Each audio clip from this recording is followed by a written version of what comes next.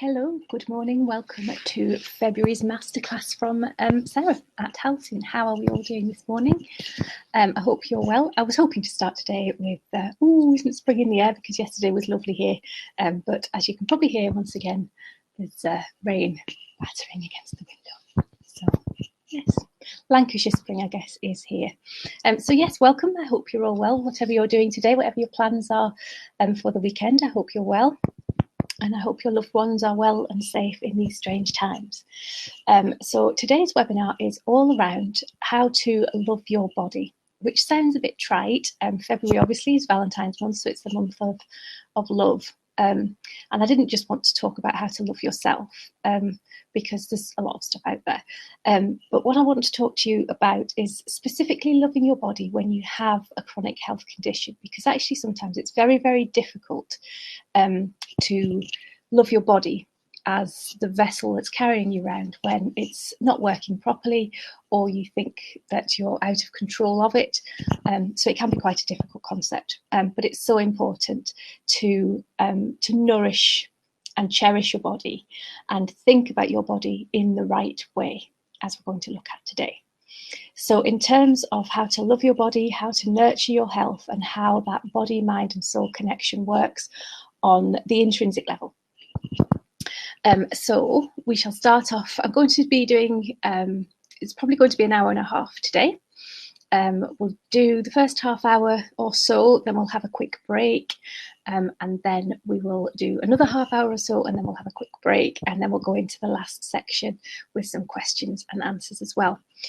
So basically what we're going to talk around, I'm going to give you a bit of an introduction to me and to Halcyon and to my journey in terms of where I've come from. Then we're going to have a look at a bit more in detail in terms of the link between the body and the mind. And then the last section will be top tips and takeaways in terms of how you can nourish that body-mind connection, how you can learn to love your body even if you feel it's a little bit broken, and how to witness or facilitate that change in your body just by using your mind. That's not to say that all chronic conditions can be miraculously sorted just with positive thinking, but positive thinking is a massive... if you can hone that skill, it's a massively beneficial technique in terms of managing a chronic condition. Okay. If you are watching this on replay, hopefully I've got the settings right this time, so you should be able to see any chat comments, any questions. You can also ask your own comments, ask your own questions and make your own comments as well, and they will be emailed through to me after the event. So if you are watching this on demand, feel free to use that facility as well, and I will get back to you as soon as possible. So if you're minded to, please do take some time just to pop your name in the settings, put your name in the chat settings, and any chronic conditions that you are struggling with, any things that you're particularly facing at the minute that you'd like a bit of specific help with, and I shall do my best to keep an eye on them as we're going through. Okay, so a little bit about me. For those of you who don't know my work, who haven't seen me before, my name's Sarah. I am the founder of Halcyon Therapies, and I am a health coach. I specialise in helping women with endometriosis and also issues like IBS, anxiety, fatigue, that are all, as we know, linked to endometriosis. So quite often women with endometriosis have these, I'm going to say secondary diagnoses. They're not necessarily secondary in terms of the impact or the pain and things, but quite often it's a misdiagnosis, or it's actually as a result of the endometriosis that these things are happening. So you could have anxiety, you could have IBS, but 9 times out of 10 in my experience with my clients and myself, it's actually just another symptom of the endometriosis. So that is me. I offer individual coaching packages to women who are struggling, as well as I'm just launching some group coaching sessions as well, as if you feel the individual coaching sessions are too much. And I also do webinars such as this, and I have monthly health clinics as well, which are question and answers and things. That's it. That's the only plug for my services you're going to get. This is a masterclass to teach you how to do something. This is not a sales pitch, as you see a lot of webinars popping up at the moment in terms of sales pitches, but that is not what this is. So yes, I was diagnosed with endometriosis in my 20s. I was diagnosed with anxiety in my teens, and I have struggled with those illnesses, if that's the right word, or those illnesses have been present in my life from then, probably from before then, until obviously current day. What I'm offering my clients and what my journey has taught me is that there are natural ways and drug-free ways of managing these conditions.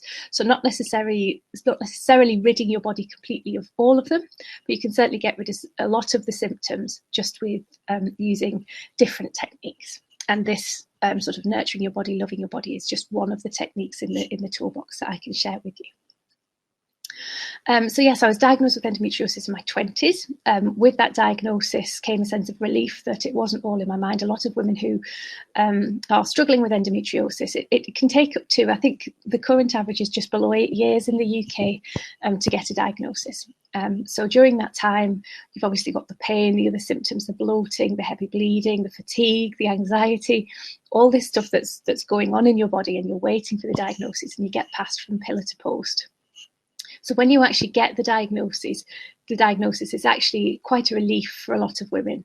And they feel quite vindicated that, look, there was something wrong with me. It's not all been in my mind. It hasn't just been a painful period. There is something legitimately wrong. So there comes an initial sense of relief that there is something wrong, and then a sense of hope that your problems could all be coming to an end. But pretty much straight away, we're told that there's no cure. And the doctors are going to try a few different things with you to see what works for you. So again, you start off hopeful that things are going to improve. You listen to the doctors. I was put on the contraceptive pill back to back. That didn't work. In fact, it made things a lot worse, and also introduced some new symptoms that I wasn't having before, which was fantastic. So I went back to the doctor. They changed the brand of pill, they changed the type of pill, and again put me on them back to back, which again did nothing.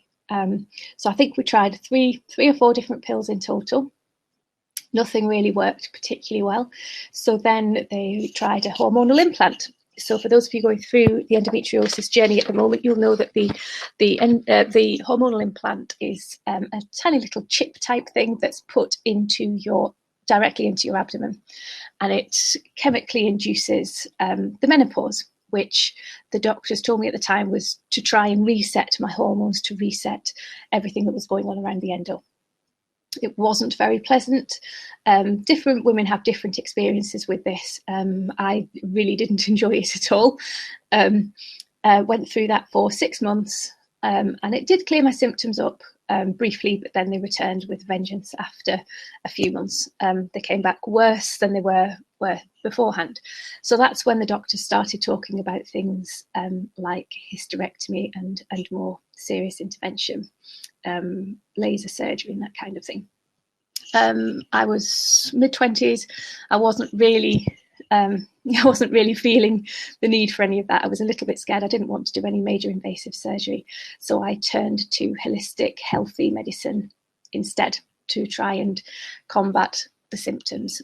So that journey, that holistic health journey, has taken me 20 years. I've got 20 years worth of learning, 20 years worth of experience, and 20 years worth of life experience to share with my clients. I have tried all sorts of different therapies. In fact, there aren't really many I haven't tried. So I have a really good understanding of what's out there, what worked for me, what didn't work for me, what a good practitioner is, and how to support people finding that good practitioner. So one of the things that you first learn on your holistic health journey is that our body, mind and soul are intrinsically linked. So in Western medicine, we tend to have lost this quite quickly. When we come to the doctor, if we have a sore back, then the doctor will look at the sore back. If we have a recurring headache, then the doctor will look at the headache.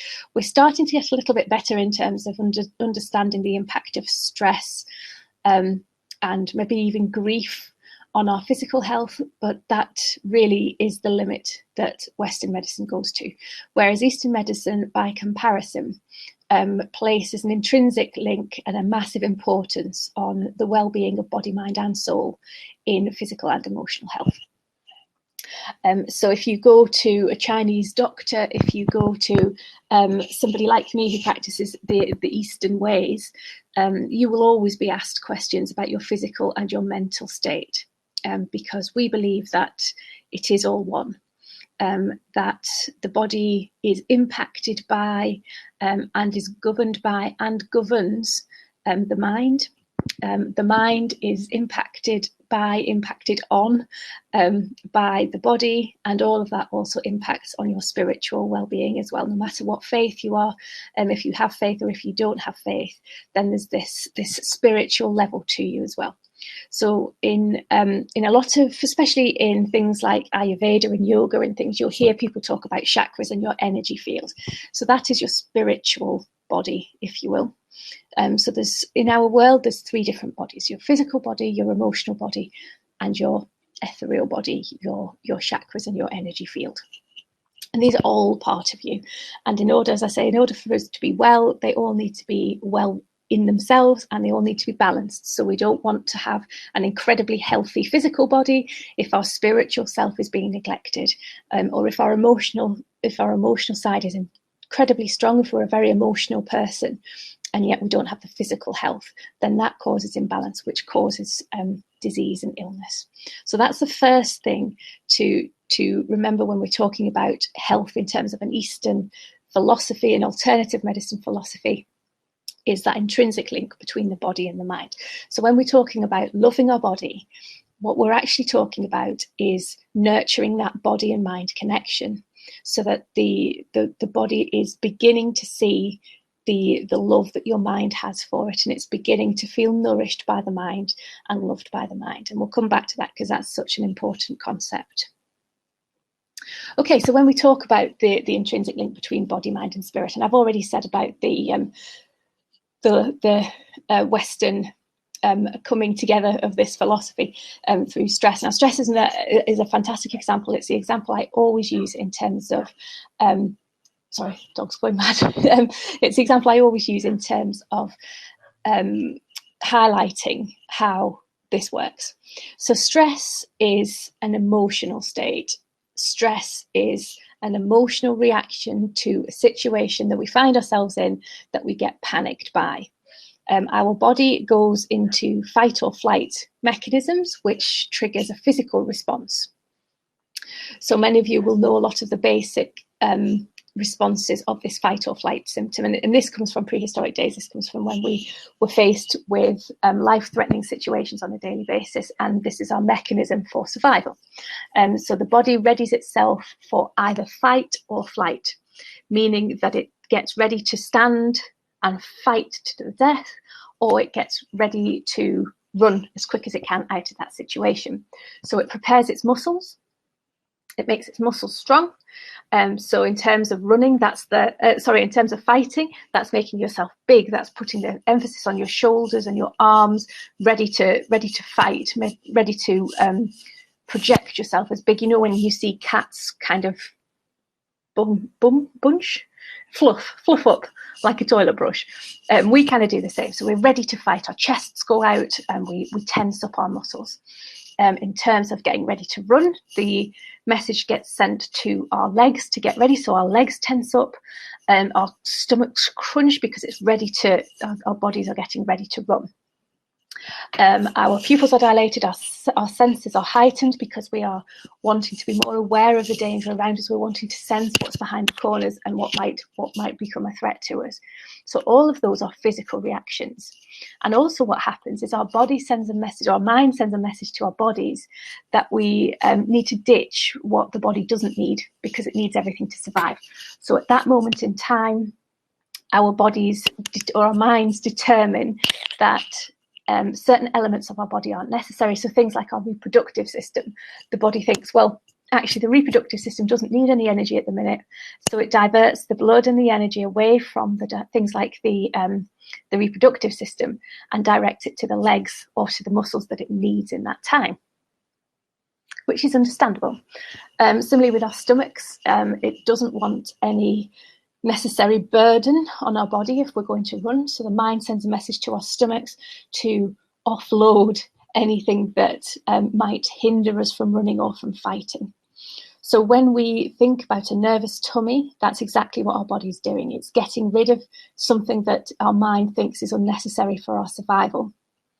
And you can see as well that if you are put into this stress situation for a long time, then these things will start to have a more serious physical effect, because what would happen in previous prehistoric times is our body would go into fight or flight. So we'd get all of this adrenaline rush, energy rush to our muscles. We would fight or we would flight. And then after that, our body would calm. So our body would naturally expend all of the energy that it was producing to run or to fight. And then after that, after the threat had passed, after we had done the running or done the fighting, then our body would naturally calm down and restore its equilibrium. However, in today's modern world, when our stresses are things like money, our stresses are things like job interviews and meetings and getting to work on time, sat in traffic, we're not expending that energy. So we're not fighting, we're not flighting. So that body isn't getting rid naturally of the adrenaline, of the energy, of the blood flow that's being sent in order to help us survive. So if we're putting our bodies into that situation more often, if we get stressed a lot, then our bodies become tense because it's not being able to release all of that energy and readiness.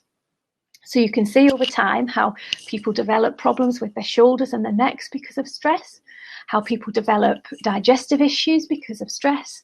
I mean, there's way more to it than that. And I'll look at gut health in another masterclass. I think that's next month, actually, IBS. But there's way more to it than that. But yeah, that's why we initially get that nervous tummy. That's why we can have reproductive issues, and issues like endometriosis are made worse with stress because our body is in that constant mode where it doesn't think our reproductive system is needed, and it takes the energy from there. Headaches, tinnitus as well, because our body is a distinct height and sensitivity. So you can see how over time these things can really impact. So that is a really, really basic example of how the body and the mind are linked, because it's the mind that's sending the messages to the body to affect these changes. And it's a prehistoric thing, it's inbuilt in us, but that doesn't mean that we can't control it. So there are things we can do to calm that down. And I was going to talk about this at the end, but I'll just talk about it now. A lot of you would have seen and heard me talking about the breathing technique that puts your body back into neutral. So if you are feeling stressed, if you're feeling your shoulders tense, your abdomen tense, your legs tense up, one of the best things you can do is a nice relaxing breathing technique, which basically involves breathing in and breathing out for double the count of breathing in. And you breathe in from your abdomen, because one of the things we start to do when we're stressed, when we're under pressure, is to shallow breathe from our chest, and that puts us into hyperventilation.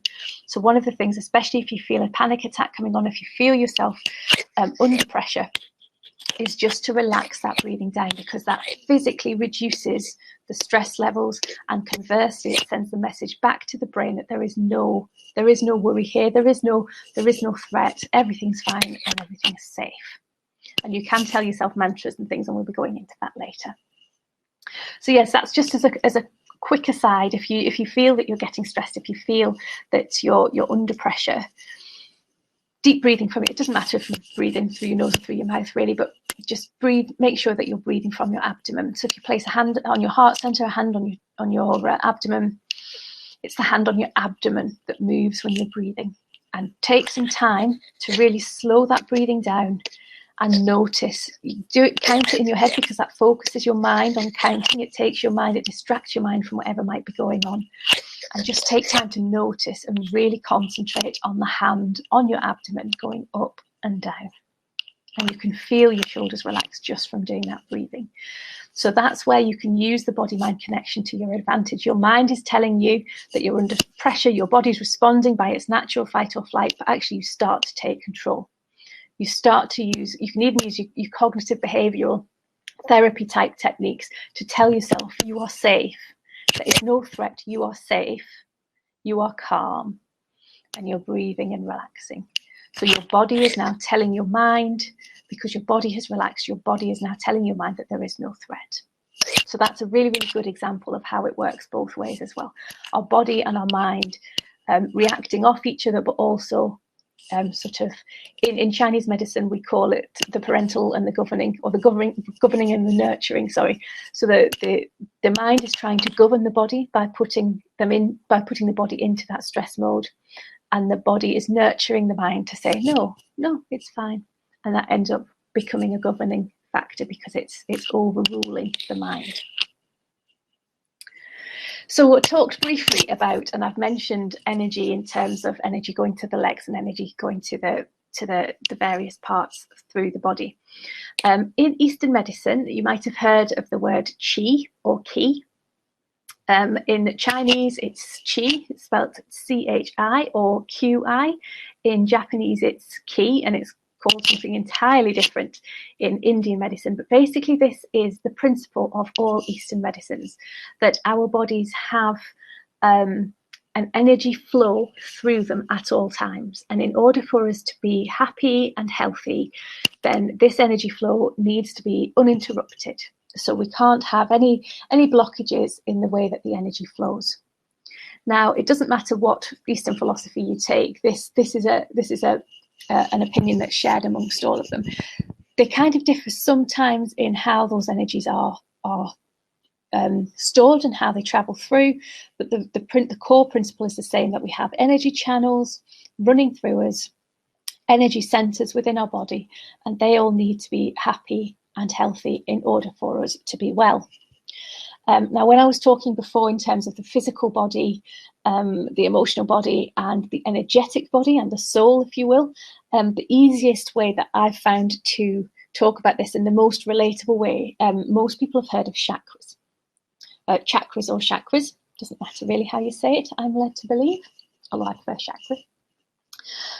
So in particularly in Indian medicine, we see the chakras, or the main chakras, as energy points down the spine. So there are 7. I'm going down, but actually stop down there. So there's 7 points, and they are sort of 7 points on the spinal cord that hold our energy.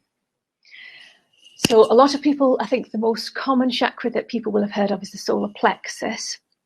And again, I'm mixing my philosophies here, but we have energy centers for everything. We have a throat center. In fact, I'll go through them. So we have 7, starting at your base chakra, and then you move up, and you might see different names, different translations for them. But you have your base chakra moving right up to your crown chakra at the top, and they all have different functions. They all govern different emotions and are governed by different emotions. So this is the principle that our energetic body has a well-being need of its own, and it needs to be nurtured. And the very fact that these energy centers sit within our spinal column shows us that link between the physical and the spiritual and the emotional, because they're all linked to different emotions. So for example, if you have a physical injury to your neck, if you have a physical injury to your neck, then that is going to cause pain, it is going to cause inflammation, and it is going to cause a blockage in your energy field, because the energy won't be able to flow through the meridians, through the channels effectively. So you're kind of getting a double whammy. So you're getting the physical pain to the physical body of the injury, and you're then getting the blockage from the energy as well. And then, if left unchecked for long enough, that will also start to impact the throat chakra. Now, what we know from our teachings in terms of chakras is the throat chakra is all around truth. It's all around you speaking your truth, you being heard, and generally sort of putting yourself out there.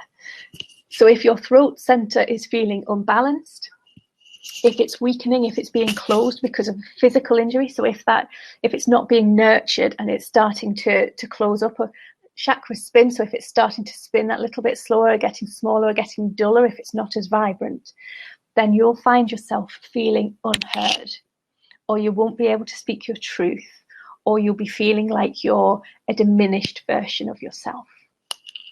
So that's, again, there's more to it, and I go into more detail in different masterclasses, but that's a really, really basic indication of how a physical injury can impact on our emotions, but also on our spiritual body as well. Now, when we get to emotions, that's a whole different ballgame. We're looking at that in the next section. But simple pain is just enough to impact on our emotions. So before we start even looking at the connection between individual muscles and the emotions and that side of things, the actual connection, even just being in pain can impact on your emotions. So if you do struggle with something like endometriosis or IBS, or even just not just an injury, but even an injury or a headache, you know how debilitating that feels and how frustrating it can be. Now, in Chinese medicine, we have an intrinsic link between our emotions as well. So things like anger and frustration and joy as well are all linked. So the more angry you get, the less joy you have, the more frustration you get. It's all intrinsically linked. So if you're feeling frustrated, if you're feeling down, the longer that goes unchecked, the longer that goes unnurtured, then that gets bigger, and that also then leads to other emotions as well. And in Chinese philosophy, that all links to organs and meridians. But again, we'll go into that in a different masterclass.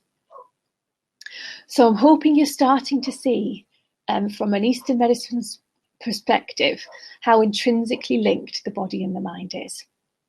So how does loving your body mean that your health can improve? Well, in the next section, we're going to start looking at individual emotions linked to muscles and how emotions can really impact directly on areas of our body. But just before we do that, I'd just like to give you a little test in the break, a little challenge to do in the break. So I want you to just say to yourself, for the 5 or so minutes that we're going to have this break, tell yourself something positive about yourself. And not something that you already believe, but something that maybe has been playing on your mind. Pick an issue that maybe you've been a little bit reticent with, or you've been shying away from, and just form a positive mantra, a positive sentence in your mind. So, for example, I can't think of anything. If you have a job interview on the horizon, then I want you to think about that job interview, and I want you to just notice any emotions that brings up. Do you get sort of a twinge of panic in your gut? Does your solar plexus, so does your area here, kind of contract? Do you start to panic a little bit? Do you get a little bit of a headache? Do you feel your shoulders rise? Just notice any emotion that comes from it. And then I want you to take that situation and apply the positive phrase. So if taking the job interview as an example, I have the skills for this job. I am confident, and I will get the job. So I have the skills to do this job well. I am confident. This job is for my taking. Something like that. And just notice, say it out loud with conviction, sort of 5, 7, 10 times, and just notice how your mindset towards that event changes during the break. You don't have to share with me, well, you can if you want, and let me know how any changes that you notice. But just make a mental note of how different you feel from doing that. Okay, so we're going to have that break now. I'll see you back at, it's 9:35, so I'll see you back at 9:40.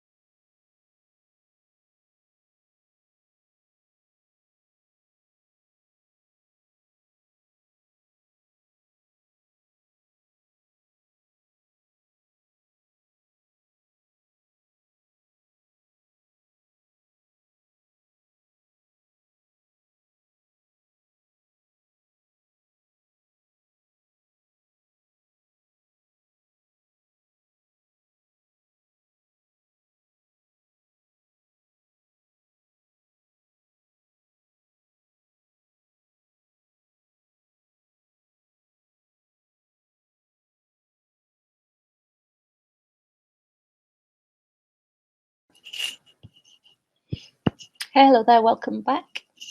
So part 2, we're going to delve a little bit deeper into all of this. So the first thing to say for part 2 is to remember that all of this is based around the principle that the body has all of the skills, all of the power it needs to heal itself from injury, illness, anything that you throw at it. The body is intrinsically designed to fight whatever infections or whatever illnesses that it's struggling with, and heal itself. But in order to do that, we have to create the right environment for this. So we already know things in terms of keeping hydrated, how important water is for our well-being. A dehydrated body is not a very high-performing body. You'll know if you're having a hard day at work and you forget to drink, how hard it is to think, how hard it is to keep focused.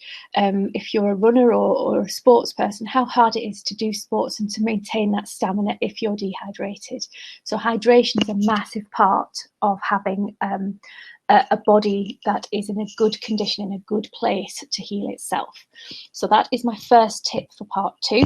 And my clients are absolutely sick to the back teeth of me saying this, but keep hydrated.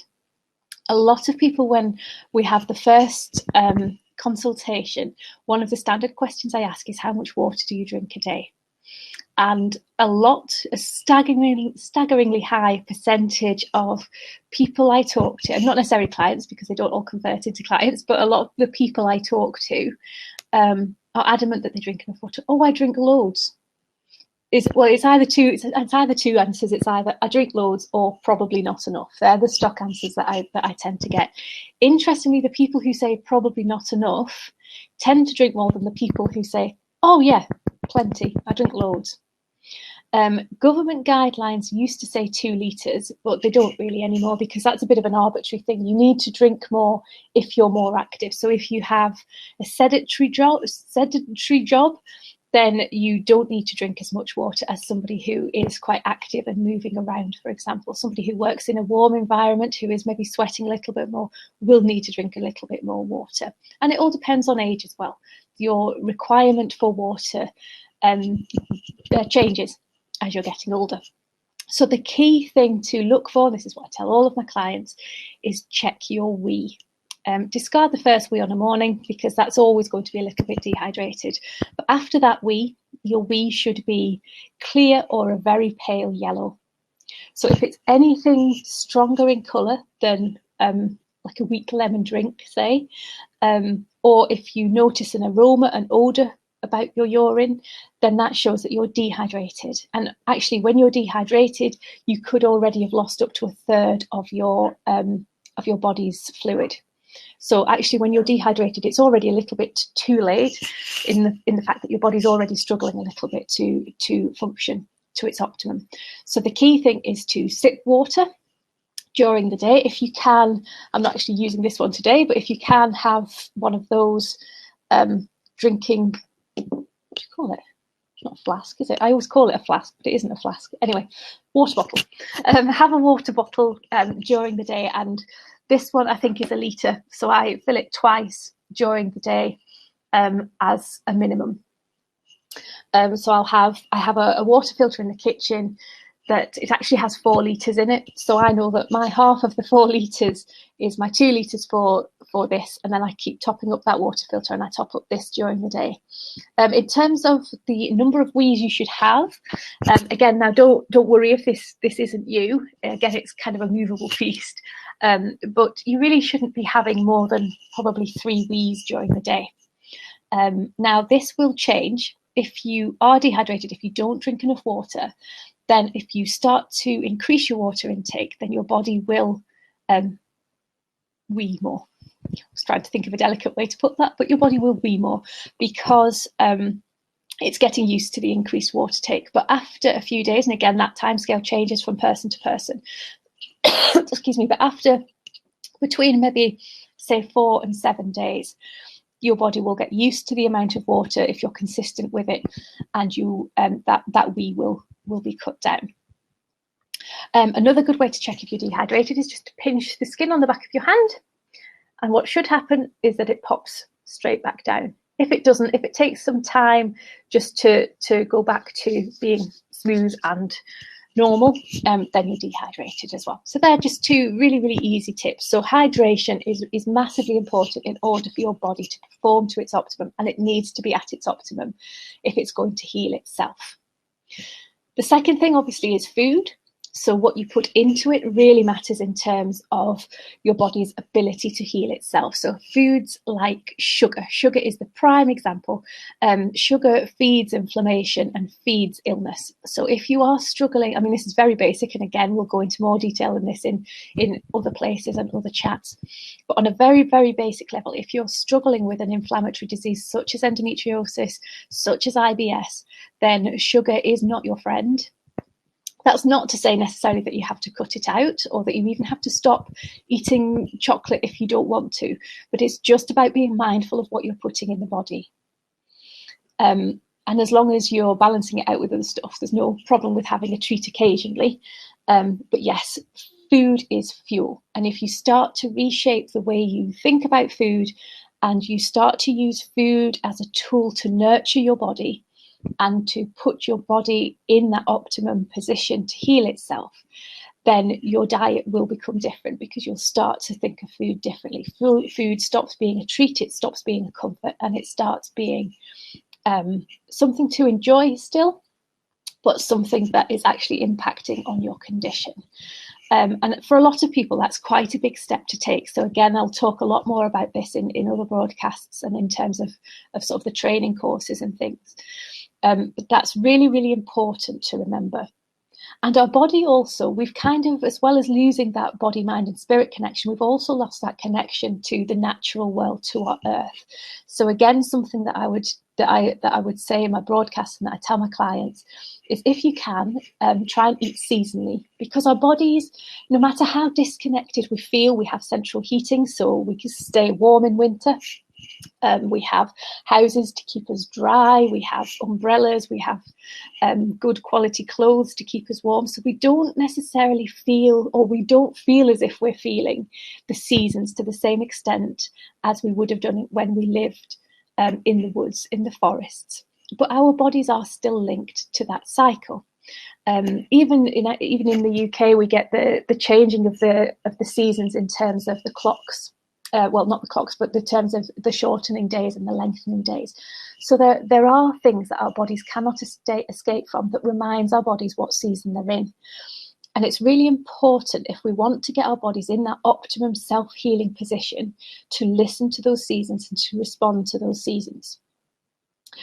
So Chinese practitioners especially, and Ayurvedic practitioners, will always tell you to notice the seasons and notice your body's reactions to the seasons, and eat seasonally. So for example, we're in autumn now. No, we're not at all. We're in winter now, coming up to spring. So look at what would be around naturally during that time. So don't be eating strawberries or cucumbers or anything that naturally wouldn't have been grown around this time, because our bodies, despite feeling disconnected from the earth, still have that intrinsic link to the earth and to the natural cycle of things. So in the summer, you've sort of, I don't know if you're anything like me, you'll sort of crave salad in the summer. You'll crave all of the cooling foods. Cucumber is a prime example, because cucumber cools your system. It cools your body. And in the winter, if you eat cucumber, you don't want to be cooled, you want to be warmed. So you want to be having things that warm you from the inside out. I always talk about porridge and oats for breakfast. So warming foods that warm and give you this hug. Soups, good, healthy, hearty broths and stews.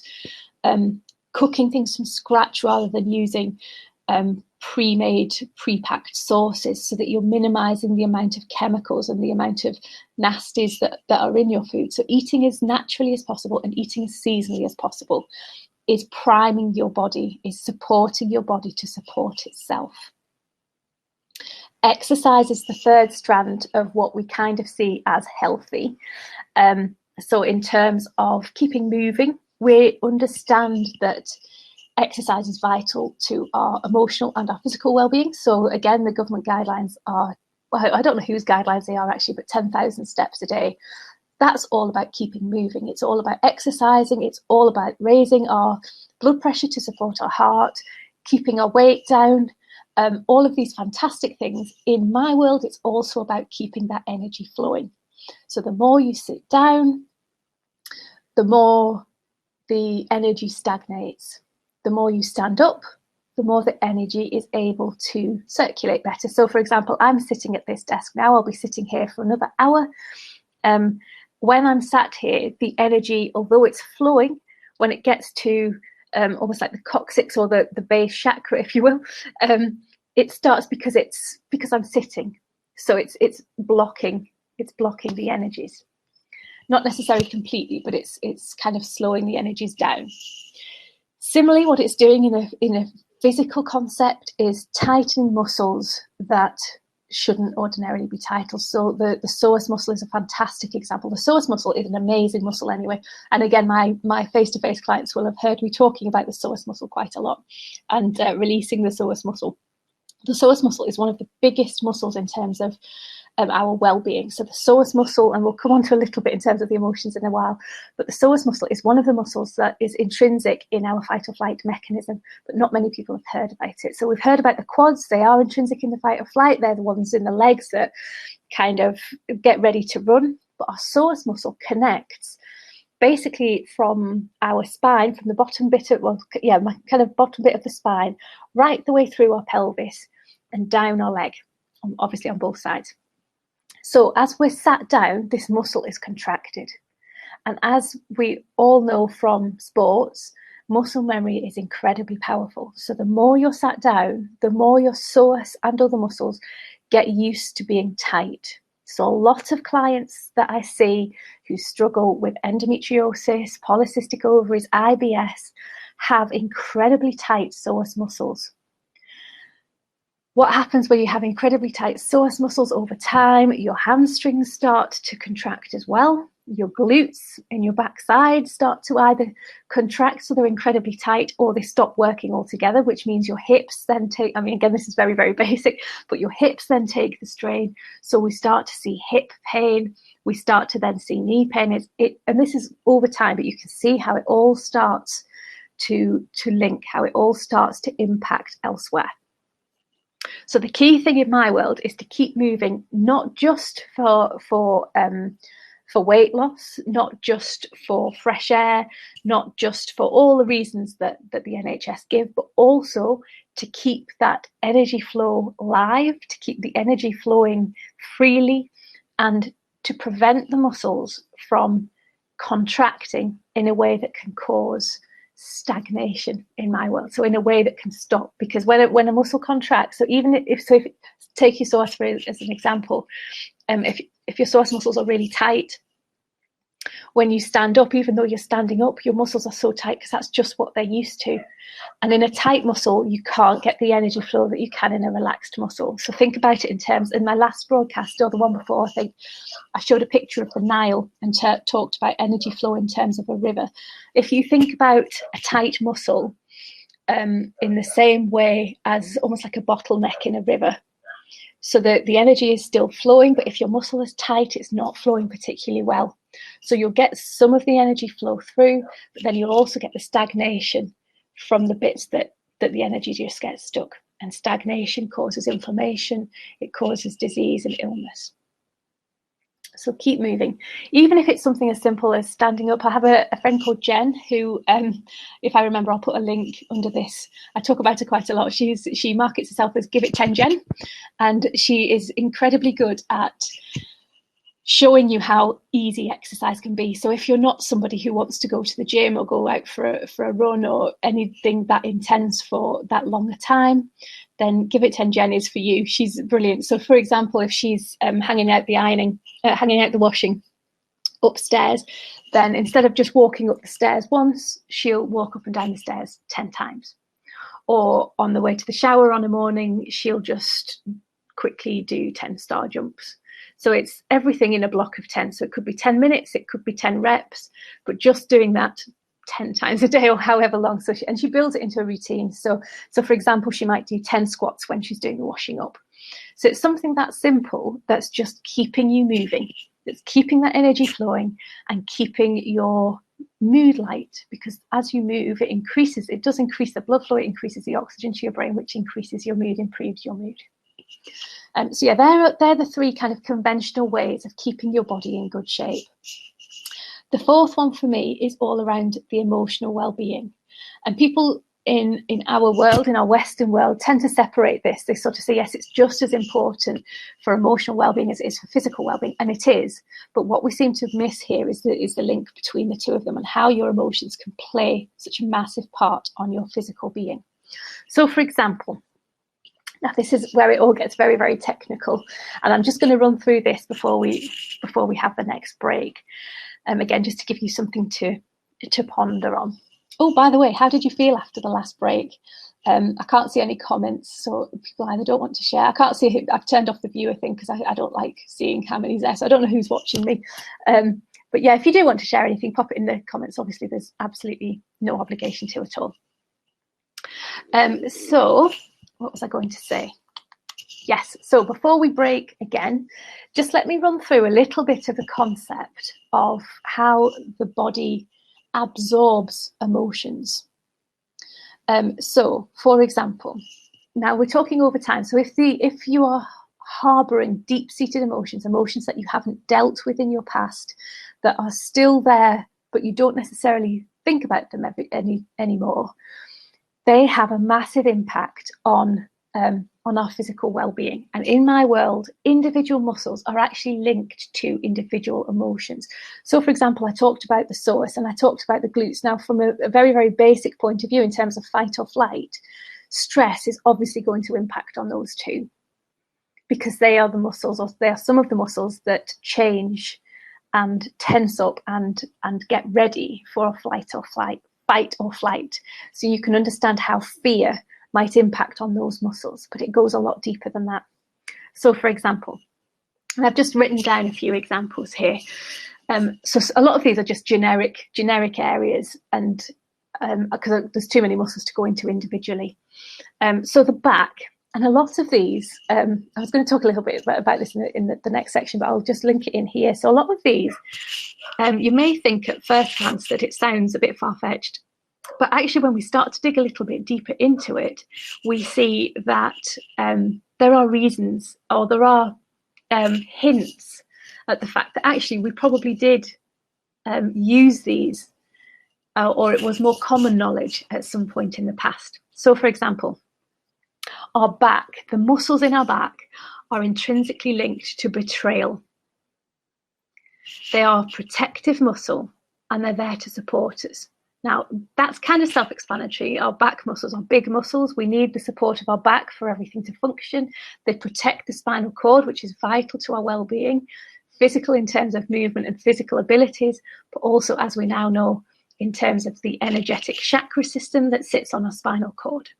So that all makes sense. And when we come to betrayal, you think, well, how on earth can that impact? So basically, if you're struggling with feelings of betrayal over time, this will start to impact on your back. So back pain could be from a deep-seated, long-held sense of betrayal. And people are like, oh yeah, but actually it's just because I bent down funny or I picked something up funny. But yes, the actual pain that you're feeling might be because you twisted funny while you were lifting something, but there is an intrinsic weakness there that has been caused by something. And if you go back to something I said about hints from our past, that this was probably accepted, that we did take, this is sort of where we're similar, where when we were still in tune with the Eastern philosophies, the phrase stabbed in the back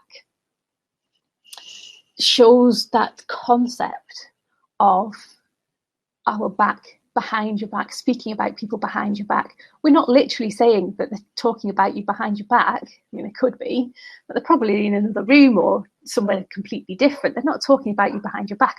A more apt saying would be, oh, they're talking about you when you can't hear them. That's the literal translation. But just to use the metaphorical behind the back, that gives an indication of the link we have at some point had between that theory of betrayal and the back muscle. And it's the same with phrases like gut feeling. Trust your gut. You're not actually trusting your gut. Your gut isn't physically telling you anything. Well, it is, but it's not saying words. So when you if there is a situation that you are wary of, it's your gut instinct that's telling you that there's something to be wary of. But your gut isn't talking to you. It's not saying, Sarah, don't go down there because there's somebody nasty down there and you really don't want to go down there. It's a feeling.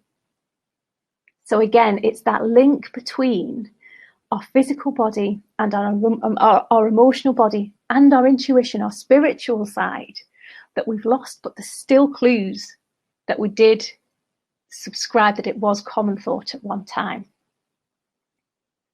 Broke my heart, that's another one as well. Oh yes, he or she broke my heart. Well, they didn't, did they? Your heart's still perfectly working order. There's no element of that physical heart that's broken. What we're talking about is the emotional side of your heart. So it broke your spirit. It broke your emotional heart. And again, over time, if that goes unchecked, then it can sort of spill over into the physical.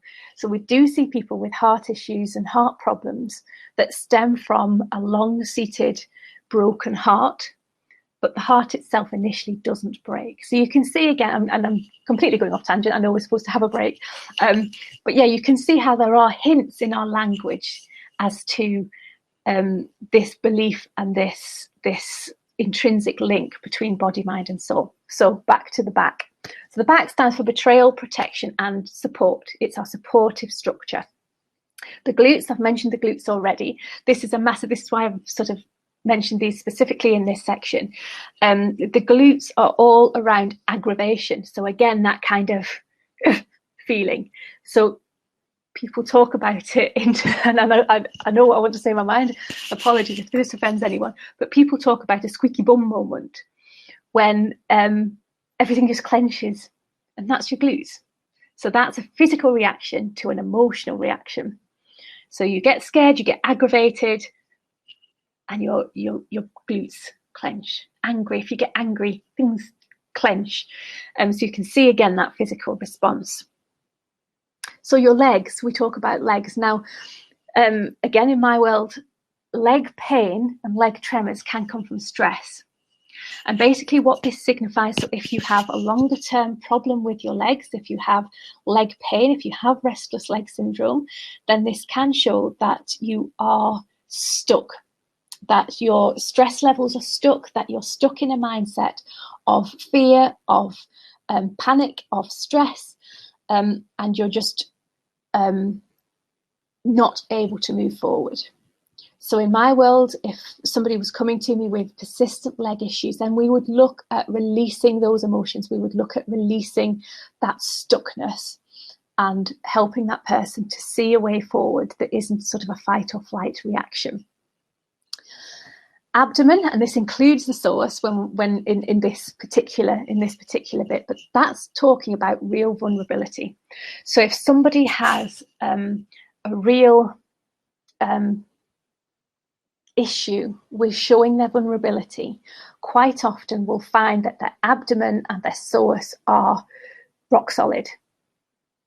And that's because they, again, like the back muscles, it's all linked. If you think about where the abdomen is in relation to the back, that is all about protection. It's all about keeping us safe, and it's all about opening ourselves up. If we think about the most delicate parts of our body and the most private bits of our body, they're all around the abdomen for male and female.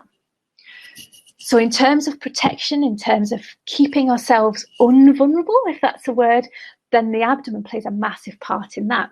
So again, and this is particularly pertinent for my clients with endometriosis, polycystic ovaries, IBS, we look at the vulnerability as well. And we explore why there's a reluctance to be vulnerable and to be open. And we would look at the emotions around that and helping the emotional side of that in order to release the abdomen, in order to release off the muscles and to start that energy flow again. So arms, shoulders and hands, that's all around love. And I'll just whiz through these. So the chest, whereas you might think the chest is around love as well, the chest is more around getting to the root core of things, getting to the heart of things. So if you, it's almost like deferring things. So I'm trying to think of an example.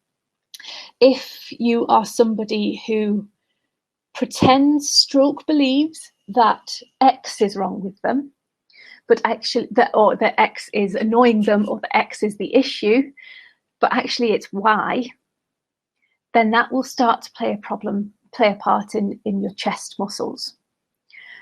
So in order to relax them, in order to release them off, we need to delve deeper. That's why we always ask as therapists, why? Why? Why? Because we want to get right to the heart of the issue. And sometimes that's not what you think. In fact, most of the time, it's not what you think.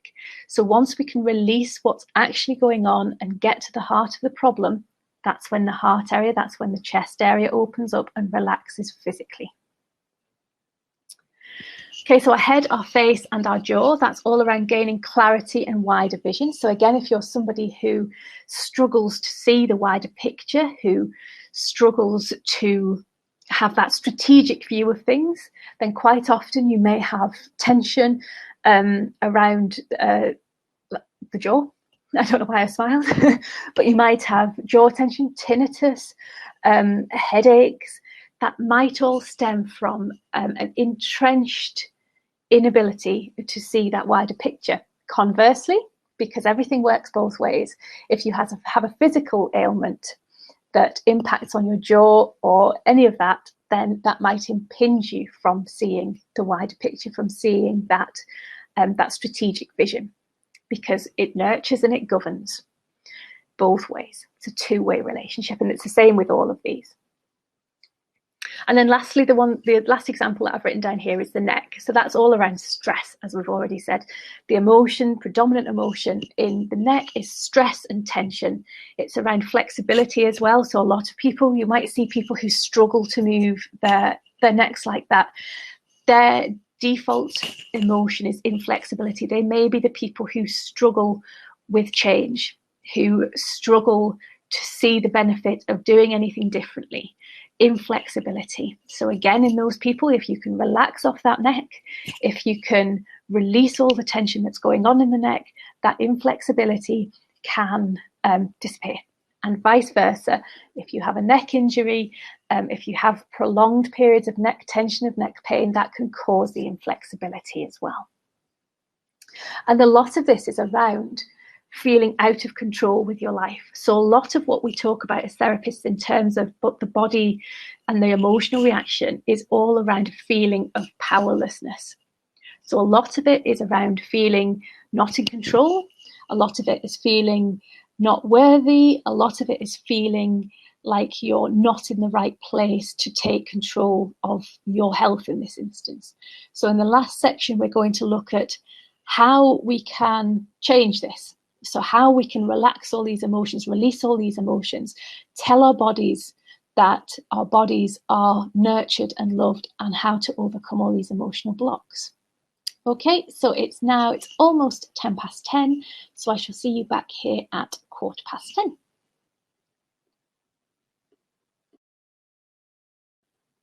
One thing I will do is I've got a little quiz just to put up to let me know if this is all resonating with you. So I'm going to put that up. I'm not certain whether you can take part in this if you're watching on the replay, but just let me know what you think. I'll turn everything off and then I'll pop this quiz on. Thank you.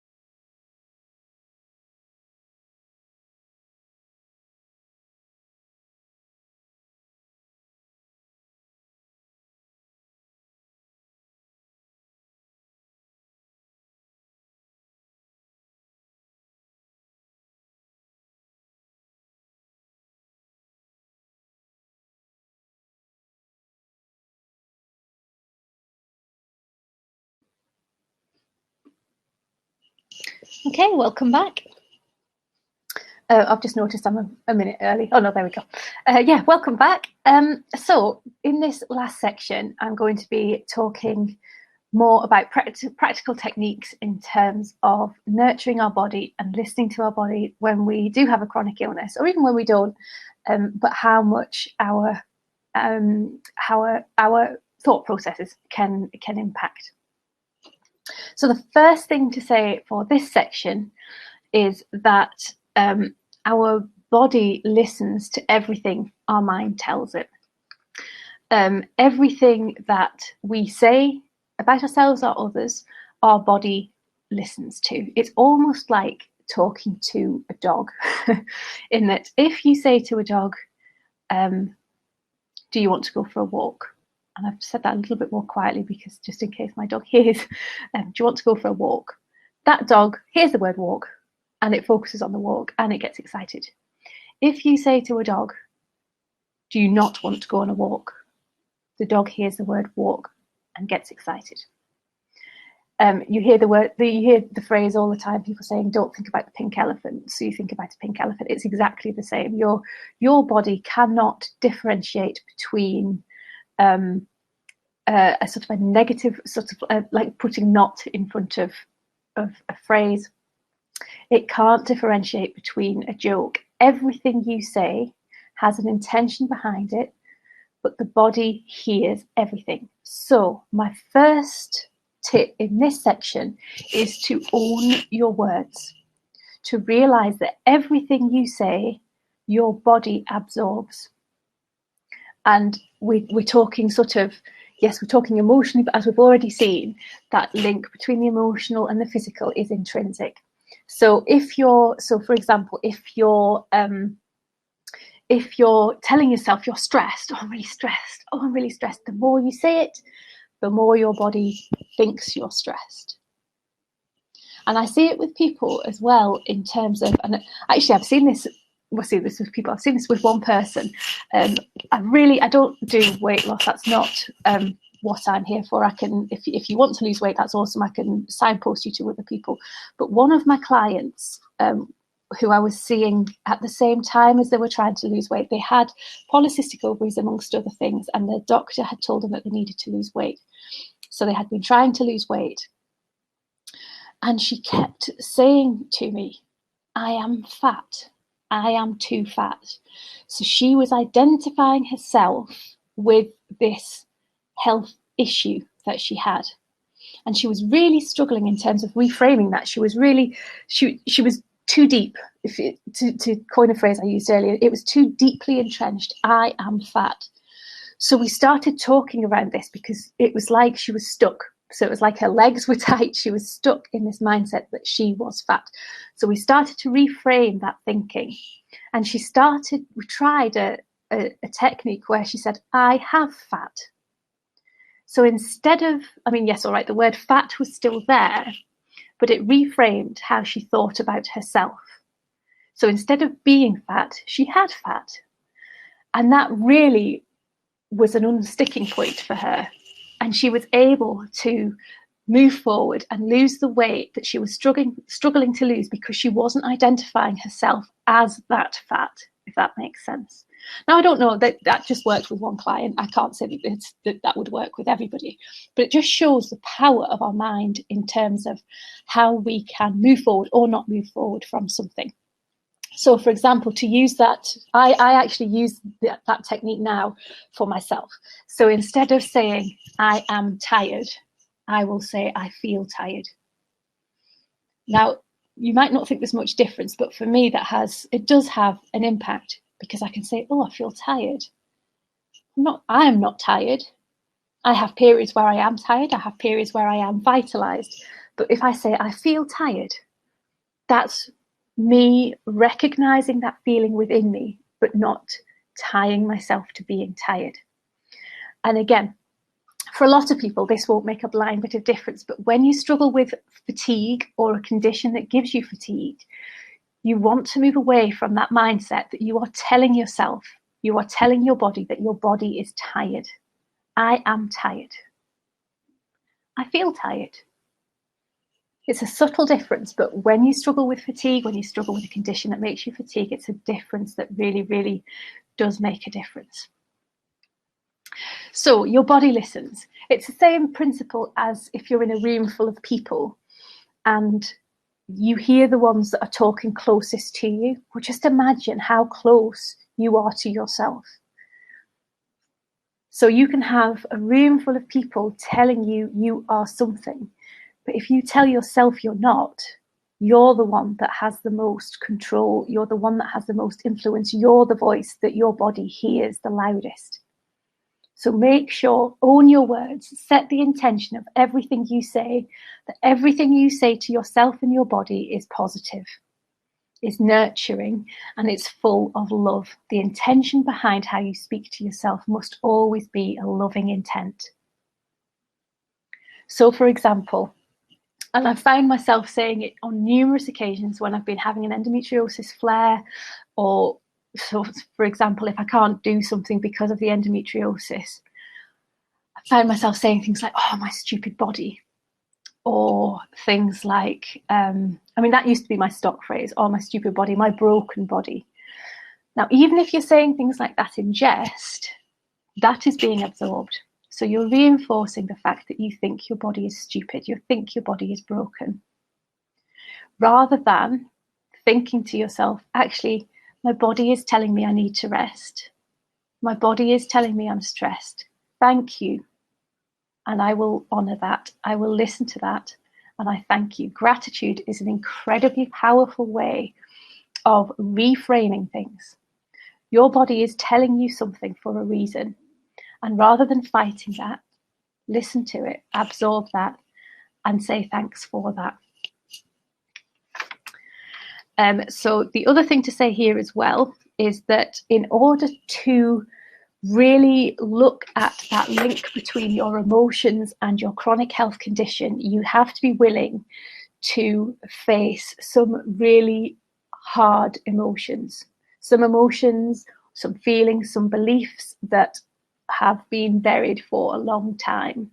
So things like, especially we talked earlier around the psoas and the abdominal muscles in terms of vulnerability, you have to be willing to open yourself up and to be vulnerable, to challenge some of your thoughts and to look at those deep held emotions to see if that is the cause of what's going on, or one of the causes, one of the hindering factors of your body being able to fix itself. Now, there's no reason. We've all heard stories with endometriosis. We've all heard stories of people who've overcome their symptoms.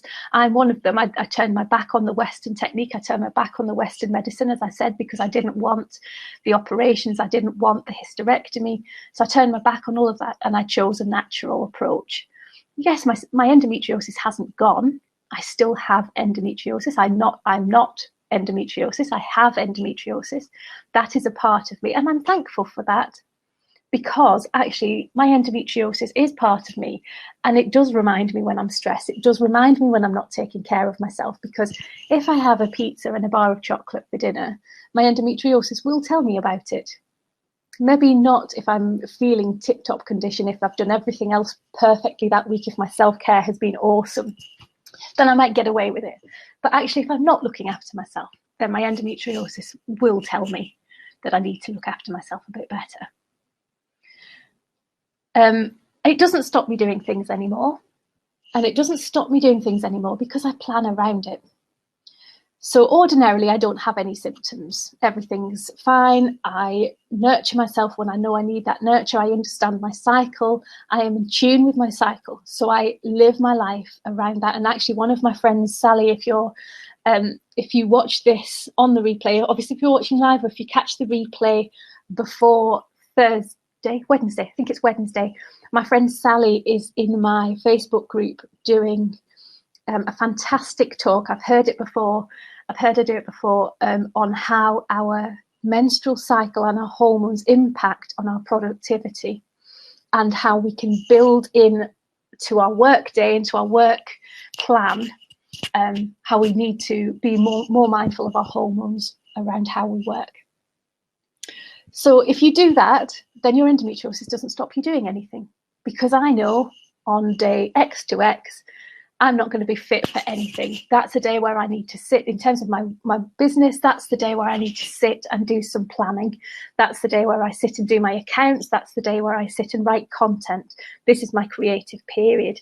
This is my nurturing period. This is my just lie and be gentle period. So it doesn't stop me doing anything because I can plan my life around it. Completely gone off a tangent there, but I hope you know what I mean. But in order to get to that point, you need to be able to release things. You need to be able to relax and let go and regain control of your body.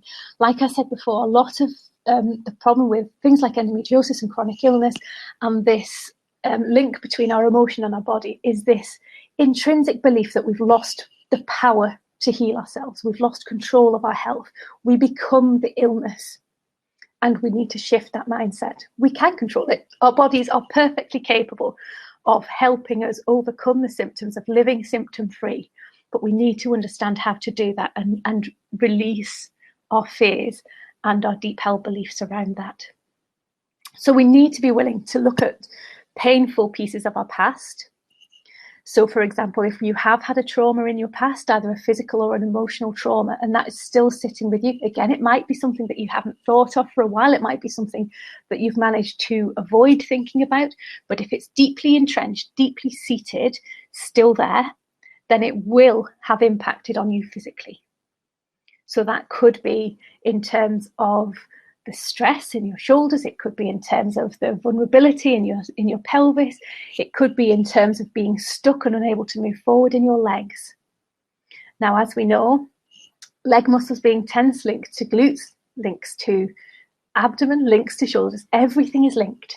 So over time, and we could be talking 20, 30 years, maybe not that far, but there could be real emotional, or it could be a more recent trauma, and that could be physical trauma as well. I talked there about emotional trauma. It could be a physical trauma. It could be something like a fall from a bike, a fall from a horse, anything like that. But if that's left unchallenged and unfixed, if that's a word, then that will over time have issues. So you need to be willing to release emotions that you have kept hidden for potentially years. You need to be willing to open yourself up to look at that trauma and to look at parts of your history and to move beyond them. So again, quite often we link ourselves with that trauma. That becomes part of us, which is fine. I have endometriosis. It's part of me, but it's just a similar part of me as when I have a cold. It's nothing. It doesn't mean anything. It doesn't get in my way. I can control it. And we must face our pain head on, our physical pain and our emotional pain head on. We can't shy away. Shying away, dumbing down, compressing it is exactly what's causing us the issues in the first place. So we must be willing to face that pain head on.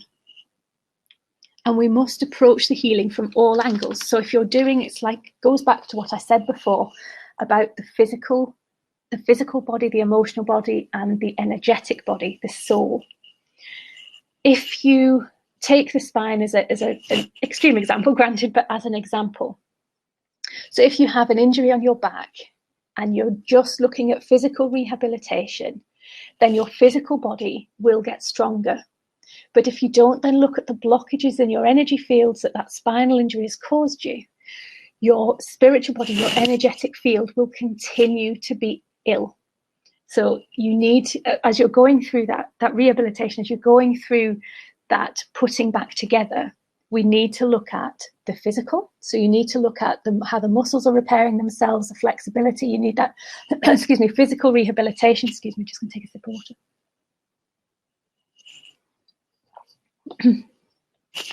You need to look at, so taking a car crash, for example, going back to the neck example I used earlier.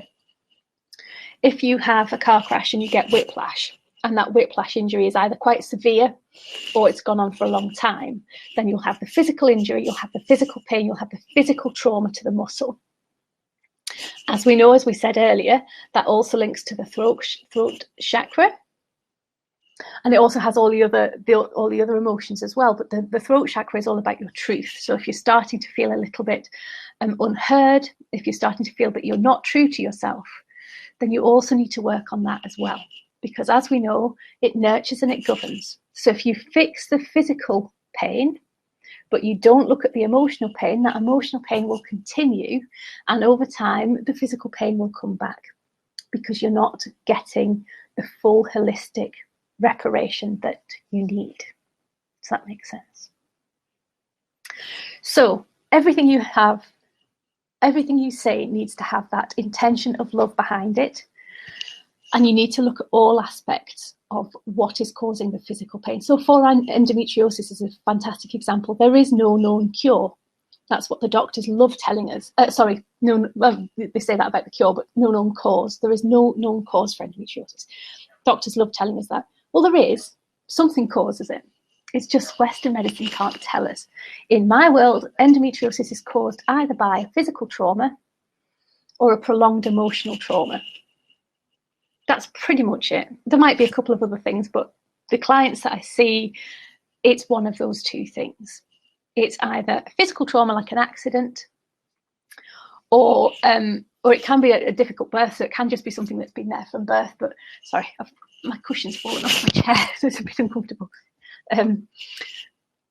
Yeah, a trauma or an emotional issue. Now, one of the things that I also look at with my clients is ancestral trauma as well, especially passed through to women. This is something that is completely overlooked in Western medicine, but it is incredibly common in Eastern medicine and also Native American medicine as well, to look at the trauma. So if the mum was stressed through birth, if there was a particularly strong emotional turmoil going on whilst the mum was pregnant, then that can often be passed through to the next generation or the generation after that.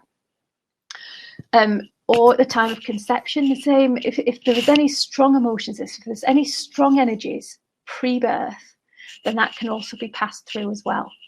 So I've already talked about gratitude. So one of the things that we look at is to be at peace with how you are and to forgive everything around you, but also around the previous lineage, if that makes sense. So ancestral healing is what we call it.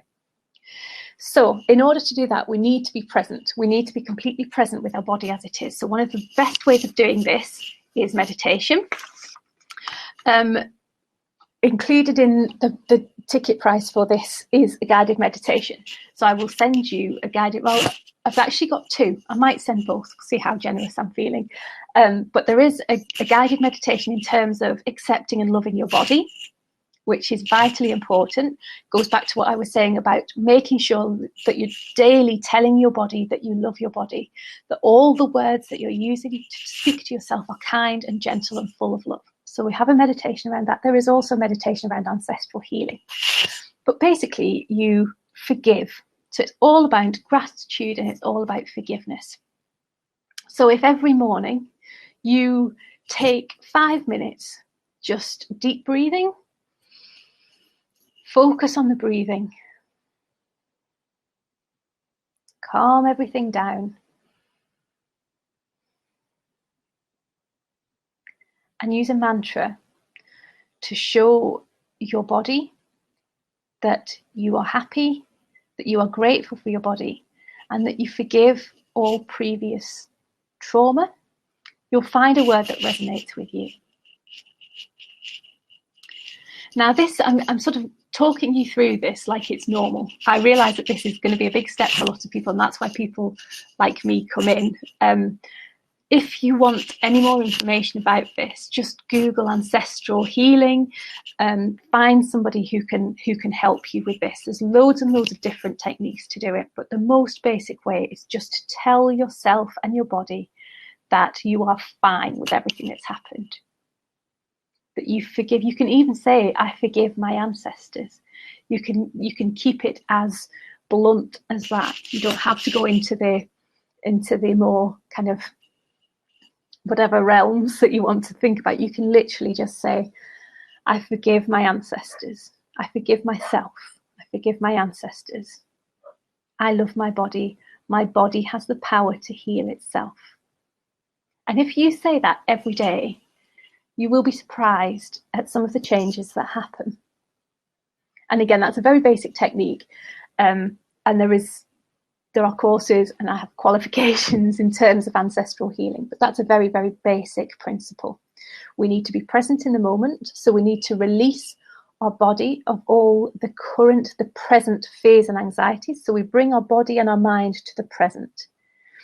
We do that by breathing. One of the techniques you can use is just by breathing. Focus on the counting. That excludes everything else from your mind. Focus on the counting. Focus on the body.